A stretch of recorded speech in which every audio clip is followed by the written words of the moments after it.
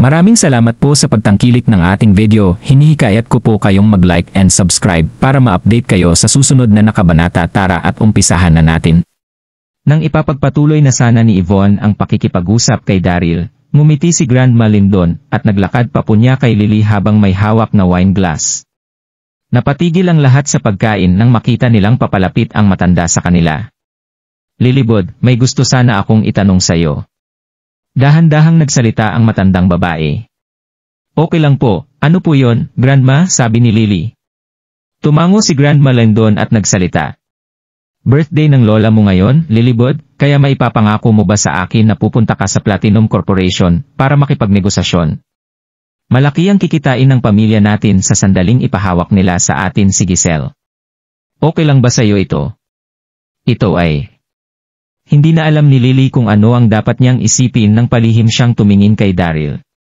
Kay William napunta ang lahat ng effort na ginawa niya para mapapayag ang Platinum Corporation na makipagpartner sa kanila. Ito ang uminis ng husto sa nag-iisip na si Lily. Sinabihan din siya ni Daryl na huwag siyang pumayag sa request na ito ni Grandma Lindon. Hindi nakatakatakang nakita niyang iniiling ni Daryl ang kanyang ulo. Nagngit-ngit ang mga ngipin ni Lily. Kakailanganin niyang tanggihan ang pakiusap sa kanya ng matandang nagdiriwang sa kanyang kaarawan kung pakikinggan niya ang talunang iyon. "Oo naman, Ma." Biglang tumayo ang ina ni Lily na si Samantha. "Si Lily na po ang bahala rito. Siguradong hindi kanya po bibigin." "Mabuti kung ganoon." Ngiti ng matandang babae.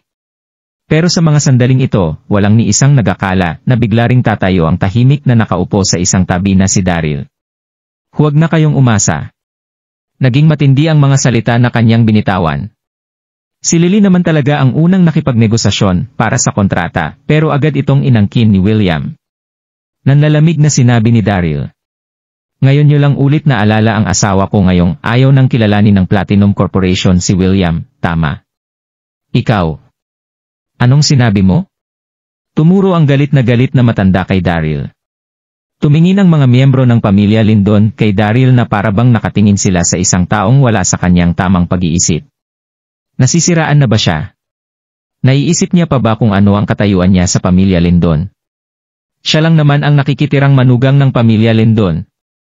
Kaya mas naging masarap pa ang buhay ng aso na pagmamayari ng mga Lindon kaysa sa kanya. "Matagal na akong nagpipigil sa'yo."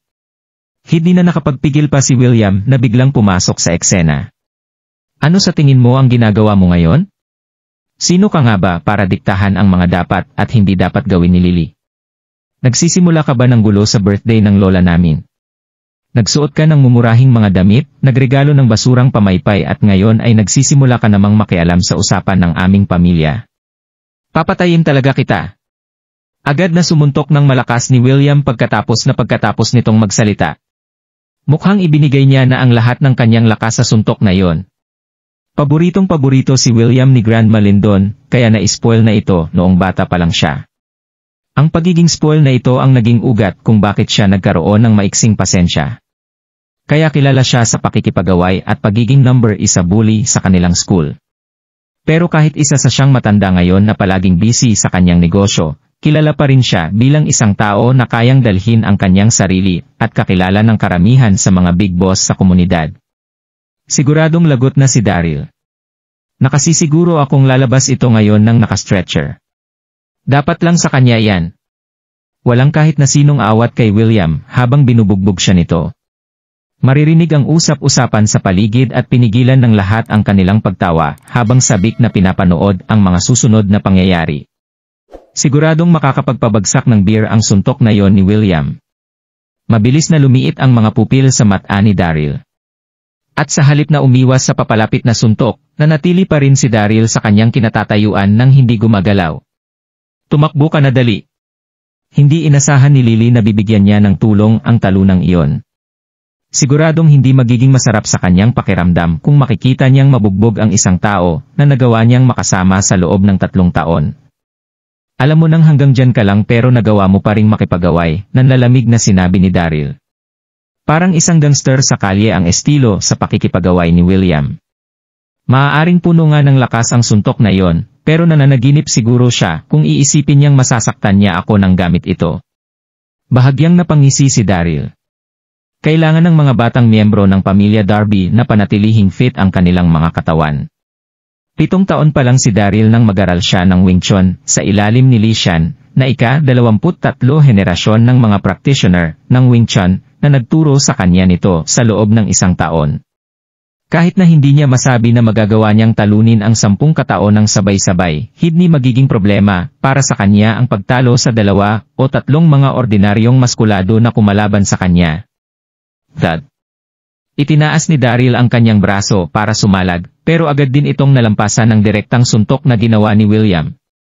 Pero sa loob ng mga sandaling iyon, agad na napasigaw ng malakas si William. Naramdaman ni William na parabang tumama sa bakal na armor ang kanyang kamao, kaya agad niyang naisip na nabalian na siya ng buto, habang nanghihina ng husto sa kanyang kinatatayuan. Dito na siya bumagsak sa sahig at magpaikot-ikot dahil sa sakit na kanyang dinanas. Nablangko ang isip ng lahat sa kanilang nakita. Walang sino man sa kanila ang nakakita kung paano bumagsak si William sa sahig ng venue. Nagawa ba ni Daryl na tanging babad lang sa mga gawaing bahay ng 3 taon na magkaroon ng ganoong kakayahan? Sino bang mag-aakala ng ganito sa kanya? Maghintay ka lang, Daryl, maghintay ka lang, hayop ka. Sigaw ng puno sa desperasyong si William. Nilabas nito ang kanyang cellphone at tumawag sa isang number bago sumigaw ng bro, magdala ka ng 2 sasakyang tao rito. Ngayon. Dalhin mo na ang mga bata mo. Pagkatapos ng tawag, nagngit-ngit ang mga ngipin ni William habang tumatayo at tumuturo kay Daryl. Huwag kang aalis, maghintay ka rito. Makikita mo kung paano kita patayin ngayong araw. Napatahimik ang lahat sa kanilang nakita. Dahil alam din nila na mahilig magtanim ng sama ng loob si William. Kaya siguradong mamasamain si Daryl sa sandaling hamunin niya ito ng away. Hindi pa nanakot ang dahilan ni William nang gawin niya ang tawag na yon. Pero kahit na ganoon, nakahanda pa rin ang isipan ng lahat habang pinapanood ang mga susunod na pangyayari. Agad nagaganda ang palabas na kanilang pinanonood sa sandaling tumaas ang tensyon nito. Walang sino man ang may pakialam sa nakikitirang manugang na yan. Pero hindi pa rin pinansin ni Daryl ng kahit kaunti si William. Tumingin siya sa matanda at sinabing, hindi ba't unfair ito para kay Lilibod? Ang lahat ng pagkilala sa ginawa niya ay napunta lahat kay William, at ngayon lang muli pumasok si Lilibod sa inyong isipan ngayong siya lang ang kinikilala ni Platinum Corporation dahil sa kanyang mga ginawa. Hindi tatanggapin ni Lily ang ipinapagawa niyong ito sa kanya. Maghanap na lang po kayo ng iba kung gusto nyo pa rin pong ipagpatuloy ang pakikipagnegosasyon sa Platinum Corporation. Ikaw. Anong sinabi mo? Turo ni Grandma Lindon kay Daryl. Ano ka ba rito? Sino ka para gumawa ng mga desisyon para kay Lilibod? Anong karapatan mo para gawin ito? Ako po ang asawa niya. Nanlalamig na sinabi ni Daryl na nagsimula ng bulungan sa kanilang paligid. Makikita sa mga sandaling ito ang panginginig ng buong kataon ni Lily. Habang natutulala, hindi naiintindihang tumingin ang lahat kay Daryl. Paano masasabi ng isang talunang nakikitira lang sa pamilya Lindon ang bagay na yan? Ikaw ang asawa niya. Napatawa rito ng malakas ni Grandma Lindon. Sige, tanungin natin si Lilibod kung kinikilala ka ba niya bilang kanyang asawa.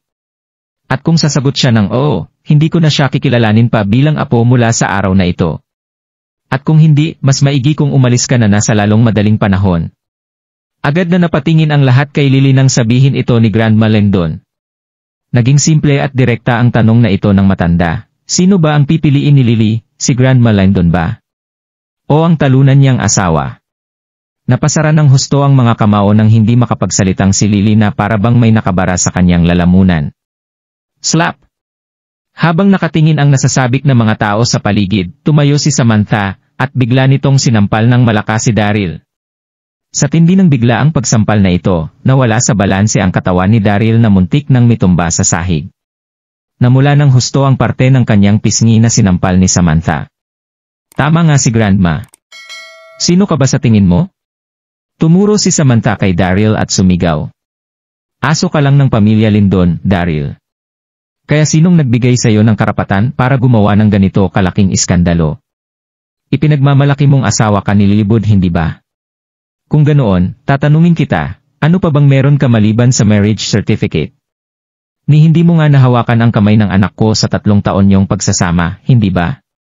Masyado nang mataas ang naging tingin mo sa iyong sarili. Kaya sino ka para magturo rito? Umalis ka na. Haha! Sinubukan ng lahat na pigilan ang kanilang tawa habang unti-unting gumaganda ang mga nangyayari na kanilang nasasaksihan.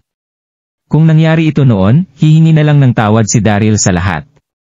Tumingin ang lahat sa kanya, pero ang tanging nakita nila ay ang maliit na ngiti ng bibig ni Daryl na unti-unting nabubuo sa kanyang mukha. Tinitigan nito ng husto si Samantha na para bang isa siyang kinatatakutang tao. Hindi rin makapaniwalang napatingin si Lily kay Daryl. Matapos ang 3 taon ng kanilang pagsasama, hindi niya akalahin na mag-ibang anyo ang palaging nagmumukhang kawawa na si Daryl sa harapan ng lahat. Ngumiti si Daryl at tumingin kay Samantha. 3 taon na kaming kasal ng anak niyo. At sa loob ng panahong ito, walang sawa akong nagsumikap na gawin ang lahat ng ipinapagawa niyo sa akin, kahit alam ko na wala kong mararating na kahit kung susundin ko ang mga ito. Pero nagreklamo ba ako sa 3 taon ng pangaalipin niyo sa akin? Kung ganoon, kung hindi mo talaga naalala ang mga magagandang bagay na nagawa ko sa inyo, bahala na kayo sa mga buhay niyo. Nagsara ng husto ang mga kamao ni Daryl habang nadyecho ang kanyang boses sa buong venue. Mukhang dahil nga siguro sa akin, kung bakit kayo nagawang maliitin ng iba niyong mga kapamilya. Pero ngayong nasampal mo na ako ng malakas, patas na tayo. Paulit-ulit mong sinasabi na umalis na ako, hindi ba? Kung ganoon, sige, aalis na ako. Nanlalamig na tumingin pabalik si Daryl. Tumayo siya at agad na umalis matapos niyang magsalita. Nagulat ang lahat sa ipinakitang ito ni Daryl.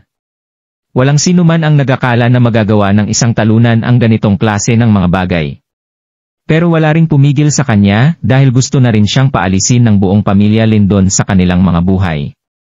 Pero agad na humarang si William nang papunta na si Daryl sa pintuan. At agad nitong dinuro, habang sumisigaw ng aalis ka ng ganoon-ganoon na lang. Hindi pa tayo tapos Daryl.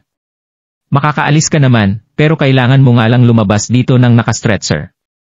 Nagtapos ang mga sinabi niyang ito sa pagtigil ng 2 mga itim na van sa entrance ng villa. Bumukas ang mga pintuan nito, at higit 20 matitipunong lalaki ang bumaba habang may dalang mga baseball bat at tubo na gawa sa bakal. Mr. Harry!